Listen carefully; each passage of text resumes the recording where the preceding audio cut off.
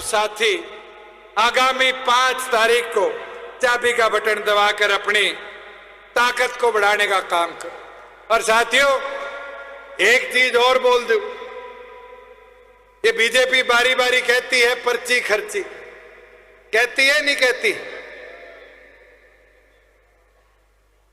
राजस्थान, मध्य प्रदेश नए नए उदाहरण है।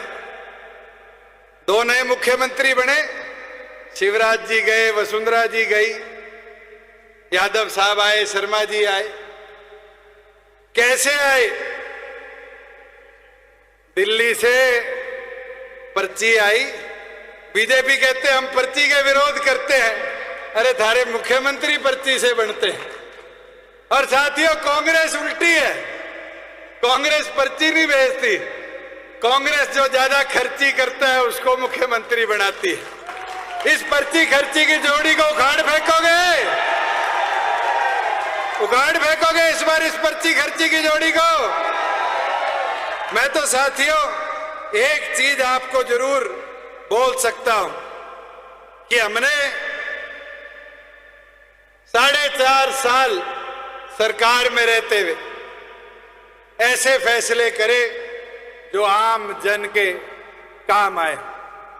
ये मेरे बुजुर्ग बैठे हैं, एक फर्ज लेने में कितना टाइम लगता था, एक फर्ज लेने में पटवारी जी कितने चक्कर कटवाते थे, हफ्ता, 10 दिन, 15 दिन, कोई ड्यूटी आ गई, कोई छुट्टी पे चला गया। आज हल्के में नहीं है साथियों। आज उस फर्ज के दर्द को मिटाया किसी ने, तो डॉक्टर अजय सिंह चौटाला जी के आदेश में आपकी पार्टी ने उठाया। आज 2 मिनट में फर्ज मिलती है, किसी सीएचसी सेंटर में जाकर चले जाओ। और सीएचसी सेंटर ही नहीं, आप चले जाओ किसी भी दफ्तर के अंदर मिलने वाले फॉर्मों को बंद कराने का काम किया तो आपकी पार्टी के बदौलत हुआ। बनता है ड्राइविंग लाइसेंस गांव में बनता है, आज के दिन जाति प्रमाण पत्र, आर्थिक प्रमाण पत्र गांव में बढ़ता है। 600 सुविधा आपके गांव की दहलीज पर, गांव के कंप्यूटर पर लाने का दम रखा तो आपके भाई ने, बेटे ने रखा। आज हमारी बहनों को फ्री बस पास की कॉलेज जाने के लिए सुविधा शुरू करवा कर दी तो आपकी पार्टी ने दी। आज के दिन हमारे एग्जामिनेशन सेंटर, जो बच्चे पेपर देने जाया करते थे 300-300 किलोमीटर दूर, अगर उस एग्जामिनेशन सेंटर को आपके पड़ोस में लाकर 50 किलोमीटर के दायरे में दिया तो आपकी पार्टी ने दिया। और मैं आपको यह विश्वास जरूर दिला सकता हूं, पार्टी का घोषणा पत्र आ चुका है, हमने वादे करे, हमारी ये बहनें बैठी है इनके लिए। आज सबने, किसी ने जेबीटी कर रखा है, किसी ने सीईटी कर रखा है। आज टीचिंग सेक्टर के अंदर तुम्हारे इस भाई का वादा है कि जितने पद आज टीचर के, लेक्चरर के, इंस्ट्रक्टर के, प्रोफेसर के प्रदेश में खाली पड़े हैं, 50% हिस्सेदारी थारी बांध के देने का उन पदों में काम करो। मेरे किसान खड़े हैं, कई साथी ट्रैक्टर लेकर आए हुए। आज दुख होता है, एक बूढ़े ने बताई, कहता तुम गाड़ी ले लेते हो, जमीन गिरवी नहीं रखनी पड़ती, तुम ट्रक खरीदते हो, जमीन गहन नहीं करना पड़ता। साथियों, एक ट्रैक्टर खरीदने के लिए 2 एकड़ जमीन किसान को गिरवी रखनी पड़ती है। ये मेरे को तो अब पता चला, अगर पता होता तो पहले पूरी कर देता, मगर तुम्हारे इस बेटे का वादा है पहली कलम से ये ऋण की पुस्तिका से हटाने का काम करें। आज बेरोजगार भाई बहने हैं, बेरोजगारी भत्ता 5,000 6,000 था, राज बना 9,000 किया नहीं किया, और अब बना दे उसको 11,000 भी करवाने का काम करेंगे। और ये वादा करता हूं, मेरे भी टीस है, 5100 का वादा था, पूरा नहीं कर पाया, साझी सरकार थी, मगर ये तुम्हारे भाई बेटे का वादा है कि जिस दिन राज बनेगा, शपथ के बाद अगर पहली कलम चलेगी तो 5100 रुपया बुढ़ापा पेंशन की चलाने का काम करेगा। साथियों, एक चीज और, कि बीजेपी और कांग्रेस संविधान की बात करती है किसी ने आज तक देखा है कि कांग्रेस का राज रहा? ये राहुल गांधी संविधान की किताब लेके घूमता है। 90 बार संविधान बदलना पड़ा, 90 बार। ये संविधान को बचाने वाले लोग हैं, बाबा भीमराव अंबेडकर की सोच को बचाने वाले लोग हैं। साथियों, बीजेपी के 10 साल के राज के अंदर आज 8 बार संविधान में संशोधन किया और इनका तो बस नहीं चला। ये 400 पार कर रहे थे। अगर इनका बस चलता तो शायद ये आरक्षण भी हमारे गरीब भाइयों का खत्म करते। मगर ये तो आप बधाई के पात्र है, लड़े और चंद्रशेखर आजाद भाई को नगीना से विधायक सांसद चुनकर देश की बड़ी पंचायत में भेजा कि आपकी आवाज से आपकी लड़ाई को लड़ पाए। मगर साथियों, ये लड़ाई हिस्सेदारी बनाने से लड़ी जाती है। मैं सांसद था, मुझे याद है ट्रैक्टर को चौधरी देवीलाल जी के बनाए गाड़े से ट्रक की श्रेणी में ला रहे थे। 30 दिन लेकर गया था, नहीं लेकर गया था पार्लियामेंट, वापिस गाड़ा बना के लाया।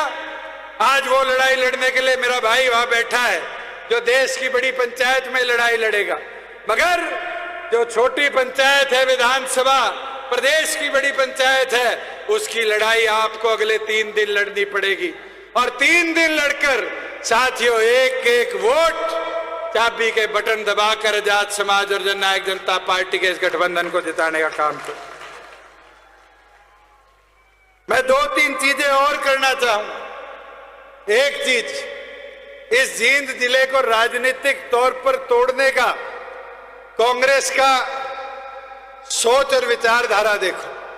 शायद ये किसी पत्रकार साथी ने भी आज तक नहीं सोचा हो। हिसार जिला पूरा एक लोकसभा में, जींद जिला एक लोकसभा में, सिरसा जिला एक लोकसभा में, करनाल जिला एक लोकसभा में। इस जींद के 3 हिस्से क्यों करे? इस जींद के 3 हिस्से इसलिए करे गए कि अपनी ताकत को कमजोर कर दो। 2 विधानसभा 3 डाल दी सोनीपत में कि सोनीपत बड़ा जिला रहेगा, वहां ताकत जाए। उचाना डाल दिया हिसार में, सिरसा में डाल दिया नरवाना। और साथियों, ये बारी बारी परिसीमन की बात करती है बीजेपी। मुझे आशंका है इनका बस चलेगा, हमें 4 लोकसभा में भी बांटने का काम करेंगे। ये समझो इनकी साजिश को, ये किस तरह अंग्रेजों की तरह तोड़ो और राज करो की नीति पर आगे बढ़ रहे। हमें सावधान रहना है इन लोगों से, हमें बढ़ना है और क्षेत्रीय संगठनों की ताकत को बढ़ाना है। अपनी ताकत बढ़ाओगे विधानसभा के लिए, तभी जाकर कामयाब हो। आज मेरे पास शहर के कई हमारे एमसी साथी आए हुए हैं। ताई केड़ो तो नीचे बैठी है, मगर कई साथी ऊपर भी बैठे हैं। मैं शहर के सभी व्यापारी साथियों का, एमसी साथियों का आभार प्रकट करता हूं कि आज आप अपनी ताकत देने। और मैं राम निवासी दिख रहे हैं, अब मंडी का मोर्चा संभाल लो सारे। ये 3 दिन मंडी गा दोगे, इस मंडी की आज की आवाज को गांव तक पहुंचा दोगे तो उचाना जीतेंगे, नहीं जीतेंगे? इसको समझो साथियों। मैं तो अंत में एक चीज के साथ बात को आखिरी रखना चाहूंगा। मैंने दिन रात काम किया एक सोच के साथ कि उचाना प्रगति के पथ पर चढ़े। इस सोच के साथ कि इस पंडाल में खड़ा मेरा एक भाई, एक बहन, एक माता, एक बुजुर्ग कैसे इस हलके को आगे ले जाने में साथ है। पर मुझे दुख एक चीज का हुआ, जब मैं गांव में गया, उलाने ऐसे देते हो, उलाने किस चीज के? काम नहीं हुए, काम नहीं हुए। जब पूछ लिया 1200 करोड़ के काम, हाँ सार्वजनिक काम तो बहुत हुए। क्या सार्वजनिक काम काम नहीं है?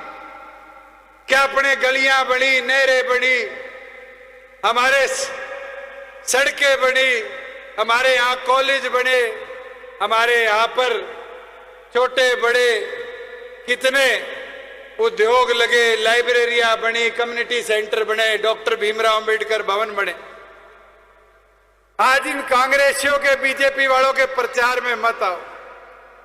इनकी सोच इतनी है कि हमें तोड़ दिया जाए, हमें रोक दिया जाए। मेरी विनती प्रार्थना आपसे इतनी है कि इस लड़ाई को लड़ो, और इस लड़ाई को मजबूती से लड़ोगे तब इस लड़ाई को हम जीतेंगे। हाँ, मेरा एक कसूर है, मैं बारी बारी बोला हूं, आज भी बोल देता हूं कि मैं जन भावनाओं के अनुरूप फैसला नहीं ले पाया, क्योंकि मेरी सोच ये थी कि प्रदेश को आगे लेके जाऊं, करे हुए वादे पूरे करूं। लोग कह देते हैं इस्तीफा दे देता, अगर मैं इस्तीफा दे देता तो शायद उचाना का विकास ना होता, प्रगति ना होती। मैंने इस उचाना को उठाने के लिए सरकार में हिस्सेदारी रखी। अगर वो हिस्सेदारी मेरी गलती थी तो मैंने माफ कर दियो।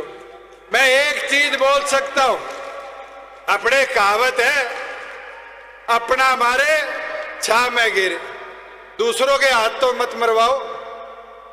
थारे ही हूं, थारे बीच रहूंगा और मरते दम तक रहूंगा। मेरे को बहुत लोग भगाने का प्रयास करते हैं, मगर थारा साथ नहीं छोड़ूंगा। मैं 4 लाइनों के साथ अपना आज का वक्तव्य खत्म करना चाहूंगा। डॉक्टर अजय सिंह चौटाला जी को, भाई चंद्रशेखर जी को मेरे बोलने के बाद विश्वास दिला देना, ये ऊपर का टिन हिलाकर, कि उचाना लड़ेगा, उचाना जीतेगा, जीतेगा उचाना तो जीतेगा हरियाणा। किसान का मेरे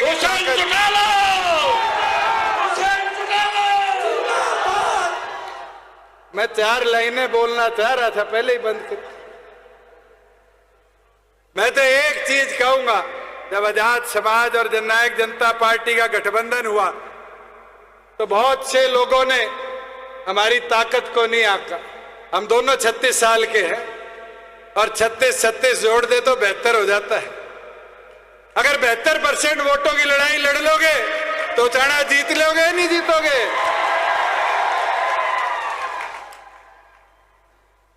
मैं अंत में आज एक बात रख के आपके पास अपना भरोसा छोड़कर जाऊंगा कि दिल का रिश्ता है खास उचाना से, जीवन की हर आस और विश्वास उचाना से।